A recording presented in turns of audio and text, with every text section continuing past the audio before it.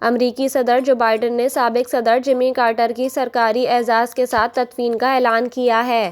سابق امریکی صدر جمی کارٹر اتوار کی دوپہر جارجیا میں اپنے گھر پر انتقال کر گئے۔ ان کی عمر 100 برس تھی۔ جمی کارٹر پہلے امریکی صدر تھے جنہوں نے 100 سالہ زندگی پائی۔ غیر ملکی میڈیا رپورٹس کے مطابق امریکی صدر جو بائیڈن نے جمی کارٹر کی سرکاری اعزاز کے ساتھ تدفین کا اعلان کیا ہے۔ امریکی صدر جو بائیڈن نے اپنے بیان میں کہا ہے کہ امریکہ اور دنیا نے ایک غیر معمولی رہنما، سیاستدان اور انسان دوست کو کھو دیا۔ جو بائیڈن کا کہنا تھا کہ جمی کارٹر کی شخصیت اصول، ایمان اور انسان دوستی کی علامت تھی۔ جو شخص مقصد اور بامعنی زندگی گزارنے کا مطلب جاننا چاہتے ہیں وہ جمی کارٹر کا مطالعہ کریں۔ واضح رہے کہ جمی کارٹر امریکہ کے 39ویں صدر تھے۔